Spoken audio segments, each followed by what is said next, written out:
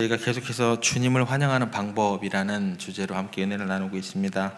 오늘부터는 저희들이 한 9절 정도, 9절 정도에 와 있다고 생각을 하시면 좋을 것 같습니다. 지난 시간까지 예수님께서 예루살렘에 입성하실 때 많은 사람들이 겉옷을 벗고 또 제자들의 안장으로 만들고 많은 사람들이 겉옷을 벗어서 길에 깔고 또 이런 진정으로 맞이하는 모습, 또 외적인 모습뿐만 아니라 내면의 가식을 완전히 벗어 던져야 한다는 내용으로 함께 은혜를 나눴습니다. 특별히 소경 바디메오가 예수님 만났을 때 겉옷을 버리고 달려간 것처럼 우리 또한 세상적인 것들 모든 것들 내려놓고 겸손한 마음으로 주님을 맞이해야 한다라는 것입니다. 그러니까 외적인 헌신과 더불어서 내면의 변화가 동반될 때 우리가 비로소 주님을 온전히 맞이할 준비를 갖추게 된다라는 것입니다. 거기에 이제 더해서 우리 가운데 나타나야 할 진정한 모습이 있습니다. 우리가 이제 외적인 것들, 내적인 것들 예배의 자리로 온전히 나와서 주님을 온전히 환영하는 모습으로 나왔을 때 진정한 예수님을 환영하는 모습으로 더욱더 나아가기 위해서 중요한 방법이 뭐냐? 이제 그게 이제 오늘 말씀해 보면 외치는 목소리 가운데 호산나 찬송하리로다. 이제 구원에 대한 외침. 진정으로 주님을 환영하는 방법은 외형적으로 내형적으로 또 갖춰진 어떤 그런 모습에 더해서 구원의 외침이 있어야 된다라는 거예요. 구원의 진정한 외침. 이 내용에 대해서 이제 오늘부터 좀 살펴보고자 합니다. 단순히 어떤 그 존재 외형적인 내형적인 것들이 합해져서 드려지는 그런 것들 말고 존재 깊은 곳에서 우리의 간절한 외침이 뭐냐는 것입니다. 우리가 진정으로 주님을 환영하는 방법, 이게 구원의 외침을 통해서다라는 것입니다. 이 외침은 단순히 구원해 주세요 뭐 이런 식의 내용으로 말하는 피상적인 입술로의 고백을 넘어서서 우리의 전 존재를 주님의 은혜를 간구하는 그런 간절한 부르짖음이 되어야 된다라는 거예요. 이것을 이제 성경에서 이야기할 때 뭐라고 하냐면 목마른 사슴이 시냇물을 찾듯이, 그냥 시냇물까지 가는 게 아니에요. 목이 말라야 돼요. 목마른 사슴이 시냇물을 찾듯 우리의 영혼 깊은 곳에서 갈망하는 외침이 있어야 된다는 거예요. 여러분, 목마른 그런 심령으로 예배의 자리로 오시고 주님을 찾으셔야 된다는 거예요. 예수님께서 이 땅에 오신 궁극적인 목적이 뭘까요? 마태복음 9장 13절 말씀에 보면 내가 의인을 부르러 온 것이 아니요 죄인을 부르러 왔노라. 죄인으로서의 그 갈급한 심령이 없으면은요 온전히 주님을 환영하는 우리들의 모습은 절대 나타나지 않습니다. 주님은 우리를 죄에서 구원하기 위해서 이 땅에 오셨고 그 구원을 완성하기 위해 십자가의 고난까지 감당하셨다라는 거예요. 그 목적에 합한 사람만이 정말 주님을 온전히 환영할 수 있다라는 거예요. 그러므로 우리가 주님을 맞이하는 가장 중요한 자세는 뭐냐면 바로 우리의 죄인됨을 겸손히 인정하고 전심으로 구원을 간구하는 거예요.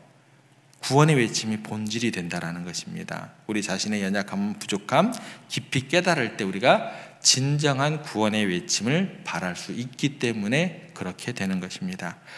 그래서 모든 외침은 다 같은 외침이 아닌 것이 되는 것입니다. 덴마크 철학가 키에르케고르가 모든 외침이 똑같지 않다라는 이야기를 합니다. 맹목적인 외침, 환어의 위험성에 대해서 경고하면서 우리에게 깊은 깨달음을 주는 예화를 하나 들려주게 됩니다.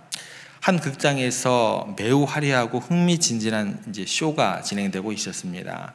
막이 끝날 때마다 잠시 불이 꺼지면 막 관객들이 기대감이 고조시키고 그렇게 되고 난 후에 다시 막이 오르면 다시 놀라운 장면들이 펼쳐지고 새로운 쇼가 이렇게 이어지는 그런 내용의 연속이었습니다.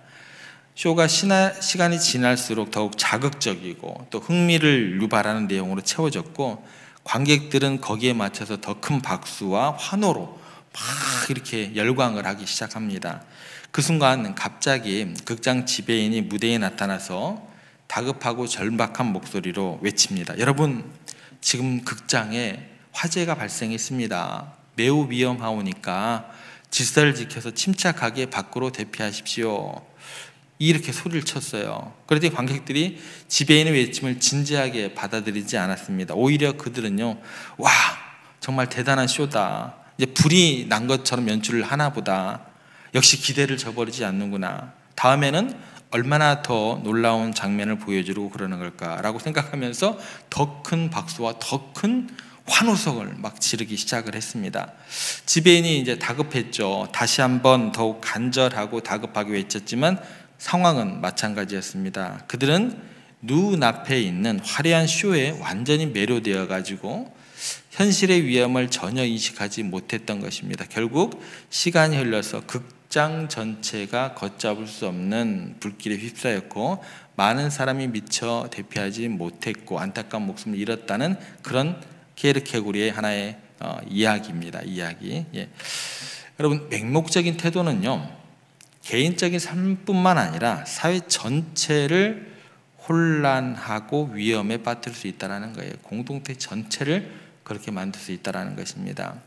오늘날도 마찬가지죠. 소셜 미디어를 통해서 이러한 현상들은 더욱더 심화되고 있고 유튜브나 이런 것들을 통해서 소통과 공감은 없고 그냥 피상적인 관계에 만족하면서 내면의 공허감은 더욱더 늘어가고 있고 마치 극장에 있는 관객들처럼 눈앞에 화려한 이미지 또 자극적인 콘텐츠 이런 것들에 집중한 나머지 자신의 영혼이 정말 갈망해야 될 것이 무엇인지 진정으로 우리가 무엇을 구해야 되는지 깨닫지 못하는 그런 경우를 보게 됩니다.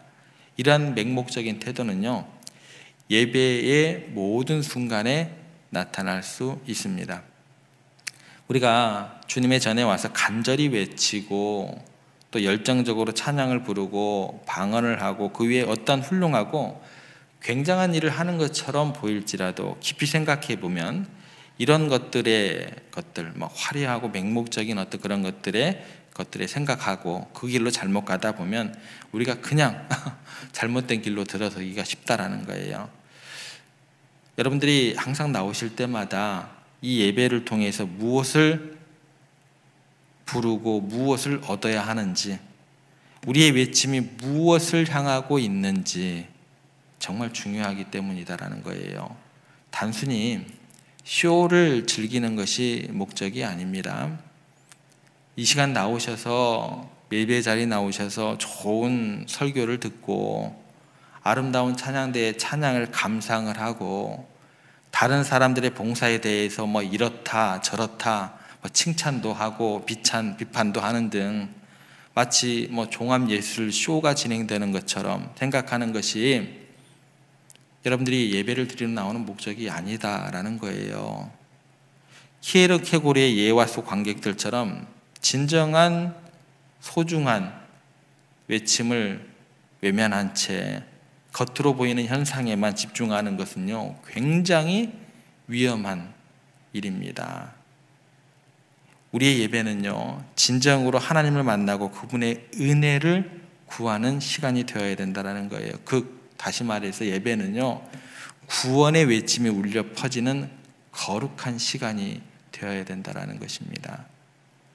그래서 찬양을 부를 때, 말씀을 들을 때, 기도할 때, 심지어 조용히 묵상할 때에도 우리의 중심에는 주님 나를 불쌍히 여기소서, 나를 구원하소서라는 간절한 외침이 있어야 돼요. 그래서 이런 몸부림에 대한 어떤 하나의 인안으로 저는 강대상에 올라오면 제가 있는 힘을 다해서 저를 구원하소서, 저를 불쌍히 여기소서라는 마음을 담아서 웬만하면 1절부터 4절까지 큰 목소리로 찬양하려고 노력을 합니다. 제가 감동적인 건 뭔 줄 아세요? 새벽 예배, 새벽 기도회 같은 경우는 많이 안 나오시잖아요. 그런데 우리 장로님들, 우리 권사님들, 집사님들 앉으셔서 저보다 더 큰 목소리로 그렇게 찬양을 크게 불러주시는 것들, 그 마음들 가운데 저는 그런 생각을 해요. 기도의 자리에 나오셔서 나를 불쌍히 여겨주소서, 나를 구원하소서, 그런 간절한 마음으로 이 시간을 함께 해주시고 계시는구나 라는 생각을 하게 됩니다. 이런 마음이 없다고 한다면, 이런 외침이 없다고 한다면요 우리의 예배와 모든 기도는 겉모습만 화려하고 속이 텅 빈 그런 형식적인 행위에 불과할 뿐입니다. 마태복음 7장 21절에서 23절에서 예수님께서 이렇게 이야기를 하시죠. 나더러 주여 주여 하는 자마다 다 천국에 들어갈 것이 아니요. 예. 그래서 제가 웬만해서는 어떤 그 예배 가운데 또 기도회 가운데 주여도 웬만하면 한 번만 하고 할렐루야 이것도 잘 안 하고 그래요. 예. 외침이 중요한 게 아니고 여러분들의 그 마음, 예. 외침도 중요하겠죠. 예. 거기에 우리 애들의 귀와 마음이 뺏기지 않기 위해서 구호 같은 것도 더 잘 안 해요. 예. 뭐 구호 하고 싶으면 하는 거 맞죠. 매주 와가지고 성령의 능력으로 부흥하는 교회가 됩시다. 아멘 하시기 바랍니다. 뭐 그렇게 하면 얼마나 그래요. 그런데 그런 것도 중요하지만 실질적으로 우리가 형식과 행위, 우리의 외치는 그런 말소리보다도 겉모습이 아니라 정말 우리가 외쳐야 할 그런 구원에 대한 외침이 우리 가운데 있어야 되는지, 그런 마음 가운데 우리가 들어가야 하는 게 더 중요한 것이 아닌가라는 생각을 하게 됩니다. 외적인 종교 행위로만 충분하지 않다라는 걸 주여 주여 하는 자마다 그 말씀 가운데 들어가 있는 우리 예수님의 분명한 메시지가 될 것 같습니다. 오늘 본문에 나오는 사람들은요, 예수님을 맞이하며 호산나 호산나 호산나 이렇게 외치게 됩니다. 이 외침은 단순한 외침이 아니라 구원의 요청이 담겨있는 외침으로 이해를 하셔야 될 것 같습니다. 중요한 것은 뭐냐면 우리 역시 이러한 간절한 마음으로 주님을 환영하고 맞이해야 한다는 거예요. 주여 나를 불쌍히 여기소서, 나를 구원하소서라는 내면의 깊은 곳에서부터 터져나오는 절규 없이는 우리가 진정한 신앙생활이라고 할 수 없습니다. 우리가 주님을 환영할 때 그 어떤 화려한 미사 여구보다도 중요한 것은 이 진정한 내면의 외침이다. 이러한 외침이 없다면 우리의 신앙은 겉으로만 번지르르한 위선적인 모습일 수밖에 없습니다. 겉으로는 훌륭한 기독교 신앙인처럼 보이지만 실제로는 하나님과 아무런 관계가 없을 수도 있다는 사실을 우리가 기억했으면 좋겠습니다. 이런 위선을 이제 예수님께서 이야기할 때 회칠한 무덤과 같다라고 이야기를 하는 것이죠. 겉은 화려하지만 속은 이렇게 악취가 풍기는 그런 모습이 될 수 있다는 것입니다.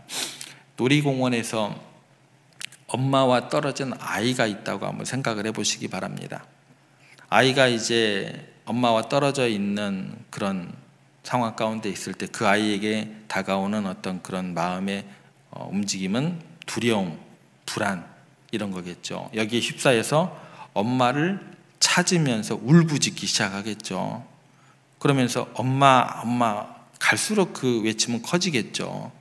그 두려움과 또 그 불안에 휩싸여서 엄마 그 울음소리가 주변 사람들의 마음을 아프게 하기도 하고 누군가 아이를 도와서 엄마를 찾아주어야겠다는 생각을 하게 만들게 될 것입니다. 결과적으로는 아이의 간절한 울음 덕분에 결국 엄마를 찾게 될 것이고 아이는 안도하며 엄마 품에 안기게 될 것입니다. 이 이야기가요, 우리가 하나님과의 관계에서 얼마나 연약하고 의존적인 존재인지를 좀 이야기를 해주는 것 같습니다. 죄로 인해서 하나님과 멀어진 우리는요, 마치 엄마를 잃어버린 아이와 같다라는 거예요. 그 가운데 우리가 어떤 외침을 해야 되냐는 거예요. 예배에 나올 때마다 화려한 퍼포먼스를 기대하시고 오십니까? 찬양대에 완벽한 화음이 들어간 찬양을 원하십니까? 우리의 두려움과 불안 속에서 방황하며 있는 우리의 그 내면 깊은 곳의 외침을 제대로 파악하면서 하나님의 사랑과 은혜를 갈망하면서 그 은혜를 또 사랑을 우리가 외치고 구하고 기도하는 우리들의 예배 또 모든 신앙생활이 되었으면 좋겠다는 이야기를 전해드리고 싶습니다. 모든 상황 속에서 우리는 기리는 아이처럼 하나님을 향한 그런 간절한 울부짖음이 있었으면 좋겠습니다. 하나님 저를 도와주세요. 저를 구원해 주세요. 이런 간절한 외침은 하나님의 관계를 온전히 회복하게 만들고 그분의 사랑 안에 안식을 누리게 하는 통로가 될 줄로 믿습니다. 오늘 우리가 좀 분위기가 바뀌었습니다. 주님을 환영하는 방법 중에 구원의 외침에 대한 내용으로 넘어왔습니다. 호산나 호산나 그 구절을 가지고 우리 가운데 맹목적인 환호가 아닌 진정한 구원을 갈망하는 간절한 외침, 주여 나를 불쌍히 여기소서, 나를 구원하소서라는 절규가 우리의 삶과 예배 가운데 회복되기를 간절히 소망합니다. 이러한 간절한 외침이 있을 때 우리는 비로소 주님을 우리 가운데 모시게 될 것이고, 우리의 예배는 정말 살아있는 예배가 될 것이고 변화를 가져오는 예배가 될 것입니다.